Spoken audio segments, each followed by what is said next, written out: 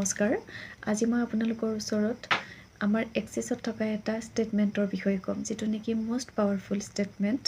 সেই ষ্টেটমেণ্টটো কৈ আপোনালোকে আপোনালোকৰ জীৱনত নিগেটিভিটিটো দূৰ হ'বই হ'ব, ব্লকেজেছ দূৰ হ'বই হ'ব। তাৰোপৰি ইমান এটা পজিটিভ ভাইবছ আহিব নহয়, এইটো কণ্টিনিউৱাছলি কৰিব লাগিব। মাত্ৰ দুটা ৱৰ্ডছেৰে দেই, আপোনালোকৰ জীৱন ইমান পৰিৱৰ্তন কৰি দিব নহয়। সেই ৱৰ্ডছ দুটা হৈছে পড এণ্ড পক।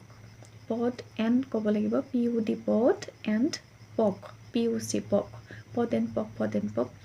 এই দুটা শব্দ আপোনালোকে কণ্টিনিউৱাছলি কৰিব, এমাহ কৰি চাওক।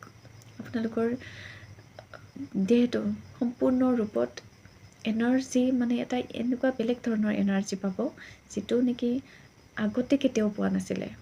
এই শব্দটো ব্যৱহাৰ কৰাৰ আগত কেতিয়াও এনেকুৱা আপোনালোকে ফিল নকৰিব, যিটো কৈ আপোনালোকে এমাহৰ ভিতৰত এনেকুৱা পৰিৱৰ্তন দেখা পাব, এটা বেলেগ ধৰণৰ পৰিৱৰ্তন দেখা পাব। সেয়ে আপোনালোকে এই ষ্টেটমেণ্টটো কণ্টিনিউৱাছলি কওক। দিনটোৰ ভিতৰত যেতিয়াই আপোনালোকৰ মন যায় তেতিয়াই ক'ব। কোনো ধৰণৰ ইয়াতে কাউণ্ট নাই যে কিমান বাৰ ক'ম। কৈ চাওক, সকলো মানে দিনত কৈ চাওক, দিনে ৰাতি কৈ চাওক, কোনো ধৰণৰ ইয়াৰ হিচাপ নাই।